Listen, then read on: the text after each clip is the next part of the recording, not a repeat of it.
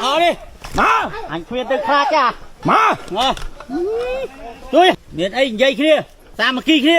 បន្ទាប់ពីទាហានថៃវាយធ្វើបាបពលរដ្ឋកម្ពុជាដែលឆ្លងដែនត្រឡប់ពីប្រទេសថៃដើម្បីចូលកម្ពុជាវិញហើយនឹងបំពេញផ្លូវភេទយុវតីខ្មែរម្នាក់កន្លងមកបានត្រឹមតែប៉ុន្មានថ្ងៃសោះទាហានជុតខ្មៅថៃបានស្រែកគំរាមហើយនឹងភ្ជង់កំភ្លើងដាក់មុខទ័ពព្រៃកម្ពុជាបណ្ដេញឲ្យទាហានកម្ពុជាចេញទាំងដែលទាហានថៃកំពុងតែជន់នៅលើដែនអធិបតេយ្យខ្មែរសោះយ៉ាងណាក៏ដោយទ័ពព្រៃកម្ពុជាមិនបានតក់ស្លុតឬពិតភ័យអ្វីនោះទេ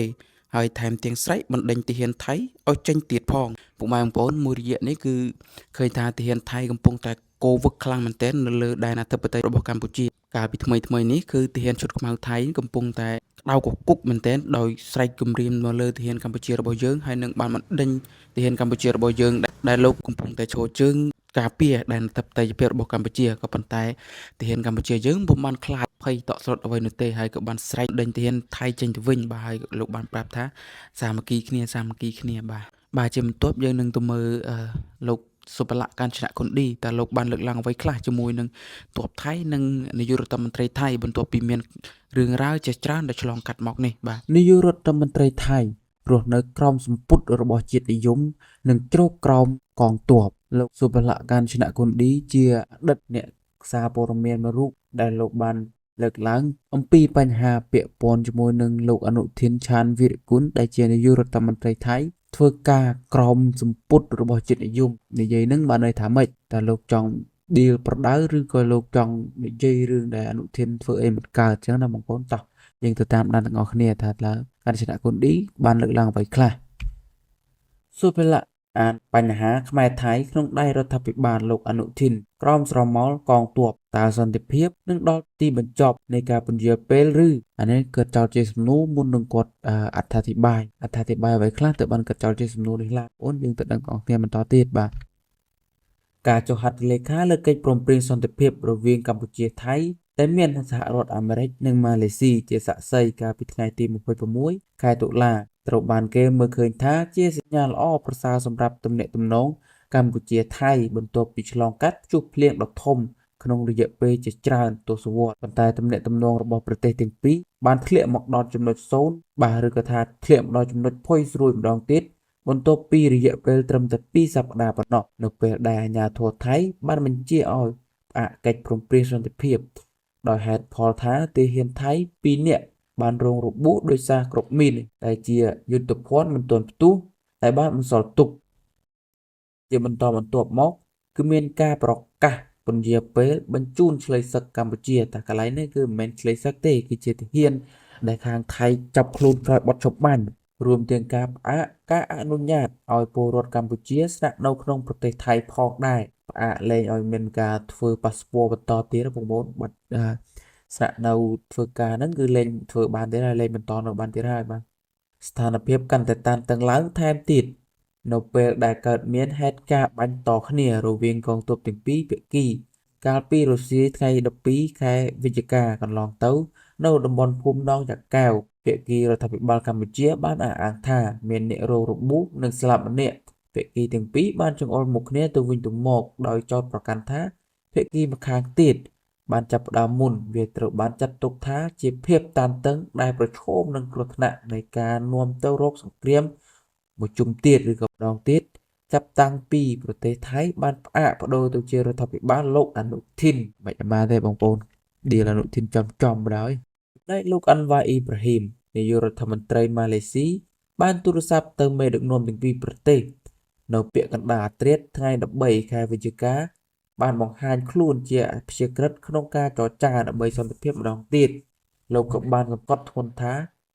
មេដឹកនាំទាំងពីរប្រទេសបានសញ្ញាវិជ្ជមាននិងបដិញ្ញាចិត្តស្វែងរកដំណោះស្រាយវិបត្តិដោយវិធីសាស្ត្រសន្តិភាពដូច្នេះគេត្រូវតាមដានបន្តទៀតថាតើការចរចាកើតឡើងម្ដងទៀតនេះតើមាននិរន្តរភាពឬក៏ផុយស្រួយដោយការចរចាមុនដូច្នេះហើយទើបសារព័ត៌មានវិឆាឆាតថៃបានអញ្ជើញលោកសុភលៈកាញ្ចនៈគុណឌីអតីតអ្នកសារព័ត៌មានដែលបានតាមដានបញ្ហាព្រំដែនជាយូរមកហើយនិងមានជំនាញខាងសន្តិសុខនិងនយោបាយអន្តរជាតិនៅក្នុងតំបន់អាស៊ានមកជួយវិភាគស្ថានភាពនិងឆ្លើយសំណួរនានាដែលនៅមានចម្ងល់លើចំណុចជាច្រើន រឿងនេះប្រសិនបើកលែងទៅមើលវិញតាំងពីដំបូងនៅពេលដែលរដ្ឋាភិបាលលោកអនុทินបានឡើងកាន់អំណាចជំនួសរដ្ឋាភិបាលเพื่อไทยឬគណៈបកเพื่อไทยបងប្អូនគឺលោកភេទថុងឋានអ្នកស្រីភេទថុងឋានណាបងប្អូននឹងឃើញថាមានសារបង្ហាញការអបអរសាទរពីសម្ដេចហ៊ុនម៉ាណែតដែលមើលទៅហាក់ដូចជាចង់រកផ្លូវឬក៏រកដំណោះស្រាយនេះអាចកត់សម្គាល់បានតាមរយៈកិច្ចប្រជុំទ្វេភាគីគណៈកម្មាធិការព្រំដែនទូទៅ General Border Committee ឬក៏ហៅកាត់ថា JBC នៅខេត្តកោះកុងកាលពីពេលដែលលោកនាយករដ្ឋមន្ត្រីអនុทินទើបតែឡើងកាន់តំណែងថ្មីៗពេលនេះថៃកម្ពុជាបានឈានដល់កិច្ចព្រមព្រៀងស្ថាបនាបំផុតក្នុងទាំងផែនការដកអាវុធធុនធ្ងន់ការដោះមីននិងដូចជាការរៀបចំដំណោះស្រាយតំបន់ចំនួនភូមិหนองច័ន្ទនិងหนองយ៉ាកែវខាងខ្មែរគឺជោគជ័យនិងប្រៃច័ន្ទបងប្អូនប៉ុន្តែនៅថ្ងៃបន្ទាប់ឧត្តមសេនីយ៍យោធាដឹកនាំដោយអគ្គសេនាធិការយោធាក្នុងពេលនោះរួមជាមួយមេបញ្ជាការកងទ័ពភូមិភាគ2បានចេញមុខមកប្រកាសថាពួកគេមិនអាចទទួលយកសំណើទាំងនេះបានទេរហូតដល់លោកណត្តភង្ស ណផានិតដែលជាអ្នកទៅចរចាក៏បានចេញមុខមកនិយាយថាមិនមានការព្រមព្រៀងធំដុំដល់ថ្នាក់នោះឡើយបាទបន្ទាប់មកគេក៏បានចោទគេចោទជាសំណួរថាតើនៅសល់អ្វីទៀតបន្ទាប់ពីការផ្អាកកិច្ចព្រមព្រៀងសន្តិភាពបាទនេះគឺគេចោទជាសំណួរមុននឹងលោកអត្ថាធិប្បាយបន្តបាទលោកបានចោទជាសំណួរបាទហើយលោកសុភលៈកាញ្ចនៈគុណឌីក៏បានមើលឃើញថាការផ្អាកកិច្ចព្រមព្រៀងសន្តិភាពគឺជាការបិទច្រកផ្លូវការទូតដែលជាធម្មតាប្រទេសថៃគួរប្រើវិធីប្រសើរជាងនេះក្នុងការដោះស្រាយជាមួយកម្ពុជាប្រសិនបើគេសង្កេតមើលសម្ដេចហ៊ុនម៉ាណែតបានសង្កត់ធ្ងន់ក្នុងសេចក្តីថ្លែងការណ៍ថាកម្ពុជាជឿជាក់លើវិធីសាស្ត្រសន្តិភាពនិងស្មារតីនៃកិច្ចព្រមព្រៀងសន្តិភាពដែលបានចុះហត្ថលេខាកាលពីថ្ងៃទី26ខែតុលាប្រសិនបើយើងនិយាយតាមផ្លូវការទូតឥរិយាបថរបស់ថៃបែបនេះកំពុងធ្វើឲ្យកម្ពុជាមានប្រៀបលើថៃដោយការបង្ហាញឲ្យឃើញថាពួកគេនៅតែប្រកាន់ខ្ជាប់នៅមាគ៌ាសន្តិភាពនិងចង់ឲ្យកិច្ចព្រមព្រៀងជប់បាញ់នេះមានប្រសិទ្ធភាពជាផ្លូវការដូចនេះបញ្ហាដែលកើតឡើងពីក្របមីនមិនគួរធ្វើឲ្យរូបភាពខូចខាតឡើយគឺមិនគួរណាធ្វើឲ្យកិច្ចព្រមព្រៀងនឹងខូចខាតទេបងប្អូននេះគឺជាជំហរដែលកម្ពុជាកំពុងព្យាយាមបង្ហាញដល់ពិភពលោកនៅក្នុងគណៈដែលប្រទេសថៃដែលជាប្រទេសធំជាងមានកម្លាំងយោធាខ្លាំងជាង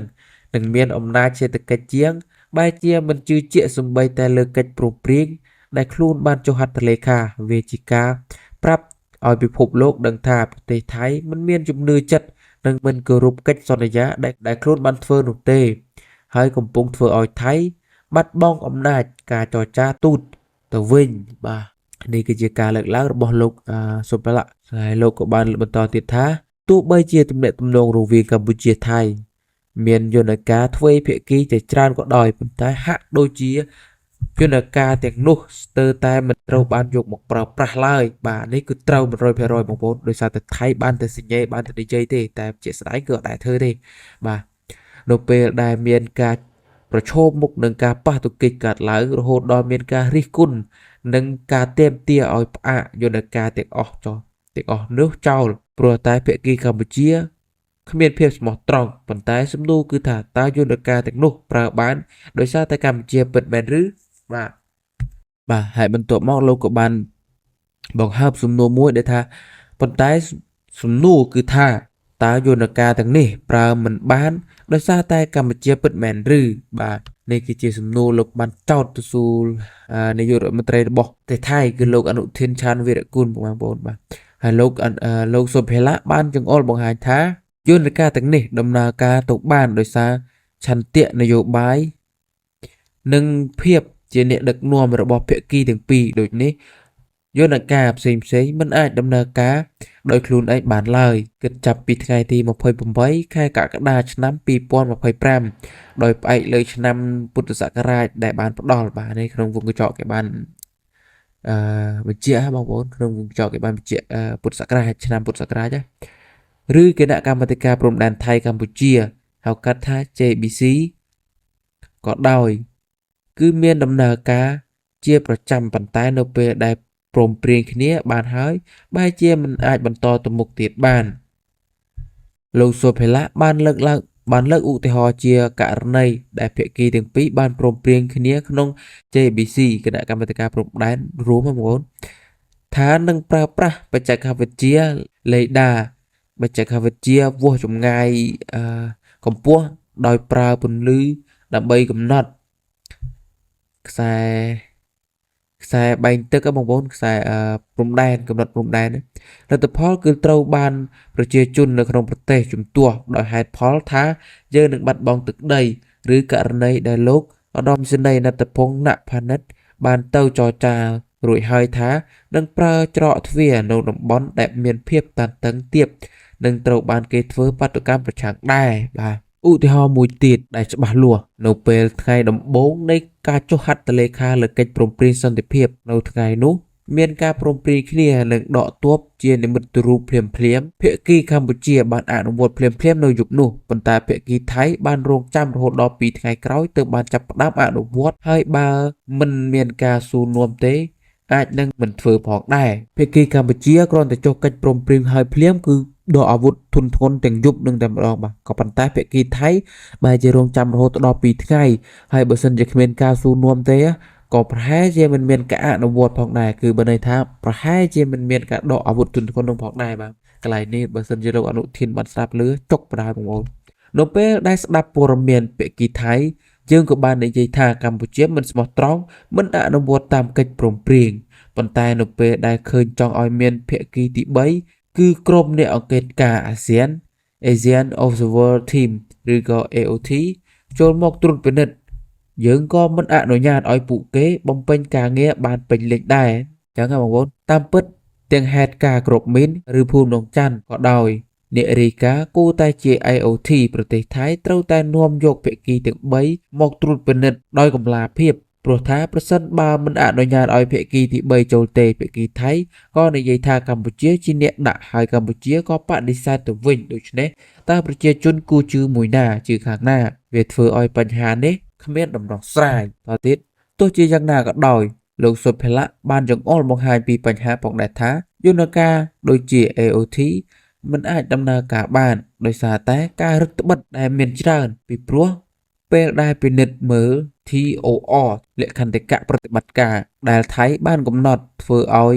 ក្រុមអ្នកធ្វើការបំបែកគ្នាពីរខាងមិនអនុញ្ញាតឲ្យឆ្លងដែនគ្នាឡើយហើយអនុញ្ញាតឲ្យចុះពិនិត្យតំបន់បានត្រឹមតែអ្វីដែលរដ្ឋាភិបាលទាំងសងខាងអនុញ្ញាតប៉ុណ្ណោះហើយចំពោះករណីថៃគឺមានការលើករដ្ឋបិទខ្លាំងរហូតដល់រឿងសម្លៀកបំពាក់របស់ក្រុមអ្នកអង្កេតការដែលតម្រូវឲ្យមិនត្រូវស្លៀកពាក់ឯកសណ្ឋានយោធាចុះទៅដូច្នេះគោលបំណងដើមរបស់ថៃគឺមិនចង់ឲ្យយន្តការទាំងនេះដំណើរការបានឬត្រូវតែធ្វើឡើងក្រោមការគ្រប់គ្រងរបស់កងទ័ពប៉ុណ្ណោះបាទបងប្អូននេះជាការលើកឡើងរបស់លោកកាញ់ចនៈគុនឌីបាទបន្តទៀតថាទោះជាយ៉ាងណាក៏ដោយប្រសិនបើថៃចង់ដោះស្រាយបញ្ហាគ្រប់មីនថ្មីនេះលោកសុភលៈបានមើលឃើញថាមានព្រឹត្តិការណ៍ជាច្រើនដែលអាចជាប្រយោជន៍ដល់ភាគីថៃខ្លាំងប្រសិនបើថៃនៅតែអះអាងថាកម្ពុជាជាភាគីដែលបានចូលមកដាក់គ្រាប់មីននោះរឿងដំបូងដែលត្រូវធ្វើគឺជូនដំណឹងទៅកម្ពុជាដើម្បីស្នើការបំភ្លឺជាផ្លូវការប្រសិនបើមិនពេញចិត្តនឹងការបំភ្លឺនោះទេថៃត្រូវតែបញ្ជូនសំណើអគ្គលេខាធិការអង្គការសហប្រជាជាតិដើម្បីស្នើសូមរៀបចំកិច្ចប្រជុំជាមួយភាគីនៃការអនុវត្តអនុសញ្ញាអូតាវ៉ាដែលជាដំណើរការដែលក្រសួងការបរទេសកំពុងតែអនុវត្តរួចហើយប៉ុន្តែប្រសិនបើចង់ឲ្យបានល្អប្រសើរជាងនេះប្រទេសថៃត្រូវតែស្នើគណៈកម្មាធិការស្វែងរកការពិតប៉ុន្តែថៃក៏ត្រូវតែបង្កើតកិច្ចខិតខំប្រឹងប្រែងផ្នែកការទូតឲ្យកាន់តែខ្លាំងក្លាដើម្បីទទួលបានសម្លេងគាំទ្រយ៉ាងតិចពី2ទៅ3% ពីបណ្ដារដ្ឋសភាក្នុងការអនុវត្តអនុសញ្ញាអូតាវ៉ាទោះជាយ៉ាងណាក៏ដោយលោកសុភលៈបានមើលឃើញថាវាគឺជាពេលវេលាដែលប្រទេសថៃអាចនឹងជួបការលំបាកហើយដោយសារតែរដ្ឋាភិបាលប្រកាសរួចហើយថានឹងផ្អាកកិច្ចព្រមព្រៀងសន្តិភាពនេះមានន័យថាថៃនឹងមិនប្រើប្រាស់ឧបករណ៍ដែលស្ថិតនៅក្រោមសេចក្តីថ្លែងការណ៍រួមកិច្ចព្រមព្រៀងសន្តិភាពទេហើយដោយសារតែមានយន្តការទ្វេភាគីឬអាស៊ានហើយ ក៏ថៃនិយាយថានឹងមិនប្រើទៀតដែរប៉ុន្តែនឹងទៅរកអង្គការសហប្រជាជាតិ UN វិញតែនេះរឹតតែចូលដៃកម្ពុជាបានន័យថានេះគឺរឹតតែចូលអន្ទាក់របស់កម្ពុជាហើយបងប្អូនព្រោះថាកម្ពុជាយើងកំពុងតែទាមទារឲ្យទៅតុលាការនឹងឯងបាទទៅទៀតបាទនេះគឺជាអ្វីដែលលោកសុភលៈបានលើកឡើងបាទព្រោះថាកម្ពុជាតែងតែព្យាយាមទាមទារឲ្យបញ្ហានេះក្លាយជាបញ្ហាកម្រិតអន្តរជាតិជានិច្ចហើយអាចវិបកទៅលើថៃវិញបានថាយន្តការទ្វេភាគីប្រើមិនកើតទៀតឡើយនេះធ្វើឲ្យថៃក្លាយជាភាគីការពារជំនួសឲ្យការក្លាយជាភាគីវិលុបក្នុងផ្លូវការទូតលោកកាន់ចនៈគុណឌីបានថ្លែងថាបើយើងមិនប្រញាប់ប្រកាសផ្អាកកិច្ចព្រមព្រៀងសន្តិភាពទេយើងនឹងក្លាយជាភាគីវិលុបមានប្រៀបក្នុងន័យការទូតហើយនឹងមានវិធីសាស្ត្រនេះដោះស្រាយបញ្ហានេះដោយសន្តិវិធីដែរប៉ុន្តែយើងបែរជាជ្រើសរើសវិធីសាស្ត្រតឹងរឹងនិងបង្ហាញពីចលនានិងការប្រើប្រាស់កម្លាំងទាហានជានិច្ចរឿងនេះគឺពិតជាមិនផ្ដល់ផលល្អដល់សន្តិភាពឡើយបាទតើកិច្ចព្រមព្រៀងសន្តិភាពនេះកើតចេញពីឆន្ទៈពេញលេញឬគ្រាន់តែជាកិច្ចបង្ខិតបង្ខំបាទនេះគឺជាគេចោទឡើងជាសំណួរបាទគេចោទជាសំណួរទៅកាន់លោកសុភលៈបាទហើយលោកសុភលៈក៏បានលើកឡើងនៅការអង្កេតថាជាទូទៅកត្តាខាងក្រៅពីមហាអំណាចត្រូវបានគេចាត់ទុកថាជាសម្ពាធដែលមានសារៈសំខាន់ជាពិសេសសហរដ្ឋអាមេរិកដែលប្រើប្រាស់សម្ពាធផ្នែកពន្ធគយប្រទេសថៃពិបាកនឹងបដិសេធពាក្យនេះណាស់ប្រសិនបើនៅមិនមានការប្រយុទ្ធគ្នាសហរដ្ឋអាមេរិកនឹងមិនបន្ថយពន្ធគយឡើយដូច្នេះហើយទើបវាបានคล้ายជាកម្លាំងជំរុញដ៏សំខាន់ដែលធ្វើឲ្យភាគីទាំងពីរត្រឡប់មកចរចាគ្នាម្ដងទៀតទោះបីជាកិច្ចព្រមព្រៀងដែលបានធ្វើឡើងនោះមានលក្ខណៈផុយស្រួយក៏ដោយនៅឯប្រទេសកម្ពុជាវិញក៏ធ្លាក់នៅក្រោមឥទ្ធិពលរបស់ចិនដែរជាពិសេសផ្នែកយោធាដែលជាការពិតដែលគេមិនដឹងច្បាស់ថាចិនជាអ្នកសាងសង់មូលដ្ឋានទ័ពទឹកក្រៀមហើយរឿងនេះក៏បានបង្កការព្រួយបារម្ភដល់សហរដ្ឋអាមេរិកដែលបានតាមដានចលនាយោធារបស់ចិនយ៉ាងដិតដល់ប៉ុន្តែមិនបានបង្ហាញជំហរច្បាស់លាស់រហូតដល់ជុំនេះទេបាទរហូតដល់ពេលនេះទេក្នុងពេលជាមួយគ្នានេះកម្ពុជាខ្លួនឯងក៏មានអារម្មណ៍ថាខ្លួនស្ថិតនៅក្រោមឥទ្ធិពលចិនយូរពេកហើយដូច្នេះដល់ពេលដែលត្រូវទាញយកមហាអំណាចផ្សេងទៀតមកចូលរួមប៉ុន្តែសហរដ្ឋអាមេរិកក៏បានដាក់បញ្ជីខ្មៅមនុស្សនៅក្នុងបណ្ដាញជិតស្និទ្ធដោយចោទប្រកាន់ពីបទផ្សេងដូចជាការជួញដូរមនុស្សនិងការលាងលុយកខ្វក់ដូច្នេះការដាក់ទណ្ឌកម្មរបស់សហរដ្ឋអាមេរិកបានជះឥទ្ធិពលយ៉ាងខ្លាំងដល់ការសម្រេចចិត្តរបស់រដ្ឋាភិបាលនៅទីក្រុងភ្នំពេញពីព្រោះពួកគេគ្មានជំរឿសទើបត្រូវតែទាញសហរដ្ឋអាមេរិកឲ្យចូលមកពាក់ព័ន្ធចំពោះទំនាក់ទំនងរវាងថៃនិងចិនវិញដោយលោកសុភលៈក៏បានមើលឃើញថាថៃខ្លួនឯងក៏មានការប្រថុយចំពោះការដែលចិននឹងបញ្ជូនអាវុធបន្ថែមឲ្យកម្ពុជាដើម្បីយកមកប្រើប្រាស់ជាមួយថៃដែរមានការត្រួតពិនិត្យព័ត៌មាននេះជាប្រចាំហើយនៅពេលដែលសារព័ត៌មាន The New York Times បាទ New York Times បានផ្សព្វផ្សាយព័ត៌មាននេះនៅដើមខែមិថុនាថាចិនបញ្ជូនអាវុធឲ្យកម្ពុជាទោះបីជារដ្ឋាភិបាលចិនបានបដិសេធយ៉ាងដាច់អលង្ការក៏ដោយក៏នៅពេលដែលព័ត៌មានចេញមកបែបនេះគឺធ្វើឲ្យរដ្ឋាភិបាលចិនត្រូវតែប្រុងប្រយ័ត្នចំពោះអរិយាប័ត្ររបស់ខ្លួនឯងកាន់តែខ្លាំងឡើងនេះជាការបើកឱកាសឲ្យលោក Donald Trump អាចឆ្លៀតយកឱកាសប្រើប្រាស់វិធានការជាមួយថៃនិងកម្ពុជាបានយ៉ាងពេញទំហឹងដោយធ្វើឲ្យកម្ពុជានិងថៃមិនសល់ជម្រើសដើម្បីទៅរកចិនបានឡើយរហូតដល់ទីបំផុតលោកអាចបង្ខំឲ្យភាគីទាំងពីរត្រូវតែត្រឡប់មកអង្គុយចរចាគ្នាវិញទោះបីជាមិនទៅមានចន្ទៈពេញលេញខ្លាំងប៉ុណ្ណាក៏ដោយទាំងនេះគឺជាអ្វីដែលលោកកាញ្ចនៈខុនឌីបានលើកឡើងបាទហើយលោកលើកឡើងច្រើនណាស់បងប្អូនបាទ